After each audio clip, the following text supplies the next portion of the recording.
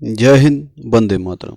स्वागत है आप सभी का हमारे YouTube channel Thakur education centre में। और हाजिर हैं हम एक नए वीडियो के साथ, जिसमें हम जैव विविधता के बारे में पढ़ेंगे, जिसे अंग्रेजी में बायोडाइवर्सिटी कहा जाता है। ये पर्यावरण का एक टॉपिक है। ठीक है, चलिए शुरू करते हैं। बायोडाइवर्सिटी, जैव विविधता। बायोडाइवर्सिटी सरल भाषा में चित्र सहित इसमें देखेंगे, कॉन्सेप्ट भी होंगे, कुछ क्वेश्चन भी होंगे।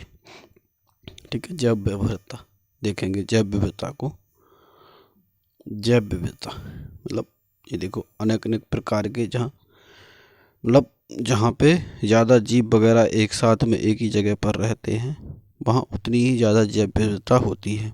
मतलब जहाँ ज़्यादा बारिश होगी, जहाँ संसाधनों की आपूर्ति अच्छी तरह से होगी, वहीं सबसे ज़्यादा जैव विविधता होगी। चलिए देखते हैं। जैव विविधता को अंग्रेजी में बायोडाइवर्सिटी कहते हैं। क्या कहते हैं? बायोडाइवर्सिटी कहते हैं। यह दो शब्दों से मिलकर बना है, बायो और डाइवर्सिटी। किससे मिलकर बना है? बायो और डाइवर्सिटी से।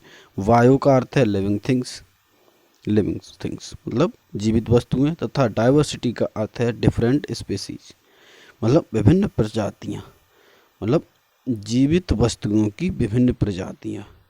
ऐसे बायोडाइवर्सिटी का मतलब हम कह सकते हैं जीवित वस्तुओं की विभिन्न प्रजातियां, मतलब जो भी जीवित हैं सभी, उनकी विभिन्न प्रजातियां। चलिए देखते हैं। अर्थात जीवों की विभिन्न प्रजातियों का एक ही स्थान पर पाया जाना जैव विविधता कहलाता है। मतलब जीवों की विभिन्न प्रकार की प्रजातियां हैं, उनको एक ही स्थान पर पाया जाना क्या कहलाता है? जैव विविधता कहलाता है। जैव विविधता शब्द का सर्वप्रथम प्रयोग सन 1985 इसमें W.G. रोजेन ने किया था। मतलब क्वेश्चन में पूछा जाता है कि जैव विविधता शब्द का सर्वप्रथम प्रयोग किसने किया, तो सर्वप्रथम प्रयोग किया जी रोजेन ने, W.G. रोजेन ने। कब किया था? सन 1985 में। जैव विविधता शब्द का प्रयोग सबसे पहले 1985 में W.G. रोजेन ने किया था। संयुक्त राष्ट्र संघ द्वारा 22 मई को जैव विविधता दिवस मनाया जाता है, जबकि विश्व के कई देश 29 दिसंबर को जैव विविधता दिवस मनाते हैं।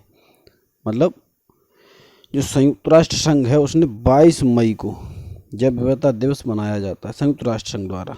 लेकिन जब कुछ विश्व के कुछ देश हैं जो 29 दिसंबर को भी जैव विविधता दिवस मनाते हैं। चलिए देखते हैं। अब सरल भाषा में, जीव जंतुओं की जातियों में पाए जाने वाली विभिन्न प्रकार की विभिन्नताएं या उनकी विशेषताएं ही जैव विविधता कहलाती है। मतलब जो जीव जंतु हैं, जिनकी जातियों में पाई जाने वाली विभिन्न प्रकार की विभिन्नता हैं या उनकी विशेषताएं ही जैव विविधता कहलाती हैं। ठीक है, जैव विविधता कहलाती हैं। चलो देखो उदाहरण, जैसे देखें, जैसे अगर हम रेगिस्तान के पौधे देखेंगे तो वह अलग मिलेंगे, वहाँ के जीव अलग मिलेंगे, वहाँ के जानवर अलग मिलेंगे। और अगर हम जलीय क्षेत्र में जीवों को देखते हैं तो वहाँ के जानवर, वहाँ के जीव जंतु, पेड़ पौधे अलग मिलते हैं। यानी इस प्रकार, यानी उन सभी में अलग अलग विभिन्नताएं होती हैं। मतलब जैसे जहाँ हम देखेंगे, जहाँ जिस प्रकार में यूपी में देखेंगे तो और प्रकार के जानवर, मतलब और हिसाब के, जैसे रेगिस्तान में ऊँट ज़्यादा रहता है, वहाँ की जैव विविधता ऐसी है कि ऊँट के लिए उपयुक्त है, अनुकूल है। और जम्मू कश्मीर में मतलब भेड़ के लिए उपयुक्त है, या बकरी के लिए उपयुक्त है, जो बालों वाली बकरी होती है उसके लिए उपयुक्त है। जबकि हमारे यहाँ के नॉर्मल जानवर वो यहाँ नहीं, वहाँ नहीं रह सकते, क्योंकि वहाँ की जैव विविधता सर्दी वाली, जिससे वहाँ वो नहीं रह पाएंगे। ठीक है, मतलब जहाँ जिस प्रकार के जीव जंतु पेड़ पौधे लगते हैं, यही उन सब की अलग अलग विभिन्नताओं को ही हम क्या कहते हैं? जैव विविधता कहते हैं। चलिए आगे देखते हैं। जैव विविधता शब्द की खोज किसने की? सन 1985 में W.G. रोजेन ने बायोडाइवर्सिटी या जैव विविधता शब्द की खोज की। मतलब जैव विविधता शब्द की खोज किसने की? सन 1985 में W.G. रोजेन ने बायोडाइवर्सिटी या जैव विविधता शब्द की खोज की। ठीक है, चलिए आगे देखते हैं। जैव विविधता एक्ट। भारत में जैव विविधता बस व संबंधित ज्ञान के संरक्षण के लिए वर्ष 2002 में जैव विविधता एक्ट तैयार किया गया। अगर पूछा जाए कि भारत में जैव विविधता एक्ट कब पारित किया गया, तो कब किया गया? 2002 में एक्ट तैयार किया गया, मतलब जैव विविधता संरक्षण के लिए सन 2002 में एक्ट तैयार किया गया। चलिए आगे देखते हैं, कितने अच्छे अच्छे बने हुए, मतलब जहाँ जैसी अच्छी बायोडाइवर्सिटी होगी वहीं वैसी जैव विविधता अच्छी होगी, विभिन्न प्रकार के जीव जंतु वहीं अच्छे होंगे। दिवस, प्रत्येक साल 22 मई को अंतर्राष्ट्रीय जैव विविधता दिवस के रूप में मनाया जाता है। मतलब अगर क्वेश्चन में सवाल पूछा जाए कि जैव विविधता कब मनाते हैं, तो 22 मई को लगाएंगे आप, ठीक है। जैव विविधता कब लगाएंगे? 22 मई को जैव विविधता दिवस मनाते हैं। चलिए आगे देखते हैं। सबसे ज़्यादा विषुवत रेखा या 0 डिग्री पर या भूमध्य रेखा पर सर्वाधिक जैव विविधता पाई जाती है। अगर ये पूछा जाए कि जैव विविधता कहाँ पाई जाती है, तो विषुवत रेखा पर, मतलब 0 डिग्री पर। और भारत में जैव विविधता कहाँ पाई जाती है? भारत में जैव विविधता पाई जाती है शांति घाटी केरल में। कहाँ पाई जाती है? शांति घाटी केरल में, ठीक है। अगर फूलों की घाटी पूछा जाए कहाँ है, तो उत्तराखंड में, और शांति घाटी पूछा जाए कहाँ है, तो केरल में, ठीक है। आगे देख, जैसे अब इसे चित्र समझे, ये जो 0 डिग्री बीच वाली है, इसी पर सबसे ज़्यादा जैव विविधता पाई जाती है। इसे इक्वेटर बोला जाता है। ये नीचे की मकर रेखा है, ऊपर की कर्क रेखा है, ठीक है, कर्क रेखा है। आगे देखें,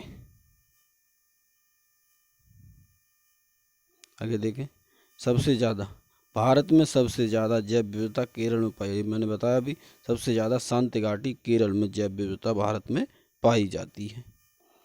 आगे देखें, मतलब शांति घाटी कहाँ है? ये यहाँ पे केरल में शांति घाटी है, वहाँ सबसे अधिक जैव विविधता पाई जाती है, क्योंकि इसी के नीचे की साइड कर्क रेखा है, नहीं कर्क रेखा नहीं, भूमध्य रेखा, इसी के नीचे भूमध्य रेखा है, इसी के कारण केरल में सबसे ज़्यादा जैव विविधता पाई जाती है। आगे देखें, सबसे ज़्यादा शांति घाटी जो केरल में स्थित है, वह भारत में सबसे ज़्यादा जैव विविधता वाला क्षेत्र है। मतलब शांति घाटी जो केरल में है, वह सबसे ज़्यादा जैव विविधता वाला क्षेत्र है भारत में। चलिए, देश में यदि बात की जाए तो जैव विविधता सबसे ज़्यादा ब्राज़ील में पाई जाती है। मतलब अगर देश पूछा जाए तो ब्राज़ील में पाई जाती है, और अपने देश भारत में पूछा जाए तो केरल में कहाँ पाई जाती है? शांति घाटी में पाई जाती है। आगे, जैव विविधता संरक्षण के लिए किए गए सम्मेलन, मतलब जैव विविधता संरक्षण के लिए सम्मेलन किए गए। सबसे पहले पहला सम्मेलन किया गया था कार्टाजेना सम्मेलन, कार्टाजेना सम्मेलन, और एक नगोया सम्मेलन। कार्टाजेना सम्मेलन और नगोया सम्मेलन, 2 सम्मेलन किए गए थे जैव विविधता संरक्षण के लिए, ठीक है। आगे देखें,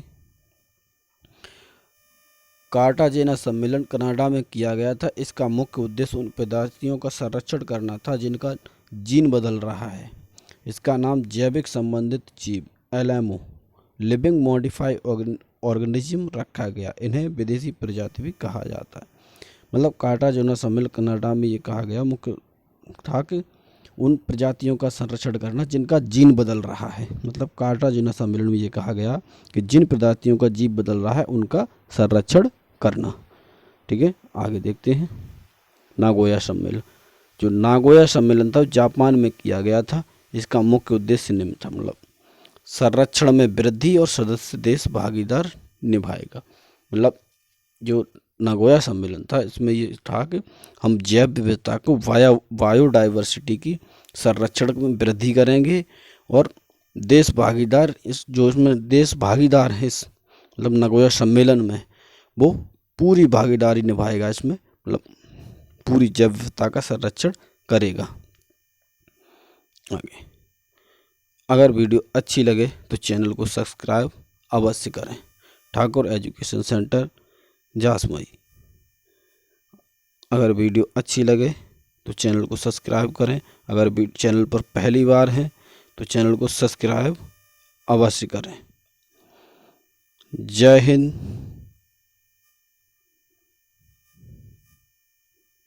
वंदे मातरम, जय श्री राम।